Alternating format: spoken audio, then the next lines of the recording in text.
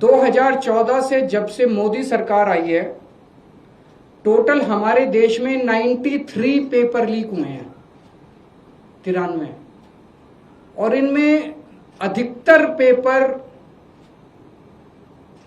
Double engine triple engine की BJP की NDA की सरकारों में लीक हुए हैं। लगभग 6 करोड़ युवाओं का भविष्य इन 93 पेपरों में बंद था। 6 करोड़ लोगों का भविष्य बर्बाद हो गया इन 93 पेपर जो लीक हुए। इनमें मोस्टली पेपर लीक हुए राजस्थान में, उत्तर प्रदेश में, उत्तराखंड में और गुजरात में। इन 4 राज्यों में सबसे ज्यादा पेपर लीक हुए। इन चारों राज्यों में बीजेपी की सरकारें हैं। तो ये इत्तेफाक नहीं है कि इन चारों राज्यों में बीजेपी की सरकार है, केंद्र में बीजेपी की सरकार है, नीट का पेपर लीक हो गया।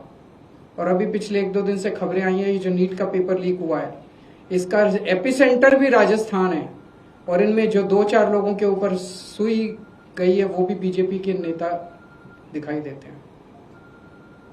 तो इससे शक तो पैदा होता है कि क्या इन सारे पेपर लीक में इनके नेता शामिल हैं, या इनकी पार्टियों का या सरकारों का संरक्षण है, या सीधे सीधे इनके नेता ही पेपर लीक करवा रहे हैं, उन्हीं का धंधा है। और अगर ऐसा है तो सीबीआई की जांच इसमें बेचारी क्या करेगी, सीबीआई इसमें बेचारी क्या करेगी। तो मेरा जेनजी से सीधा सीधा, देश के युवाओं से सीधा सीधा पूछना है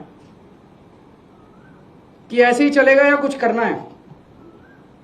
ऐसे ही हर साल आप देखो, 2017 में पेपर लीक हुए, उसके 4 साल बाद 2021 में हुए, उसके 3 साल बाद 2024 में हुए, उसके 2 साल बाद 2026 में हुए, अब उसके 1 साल बाद 2027 में होंगे, और हर साल पेपर लीक होंगे अगर आपने कुछ नहीं किया तो।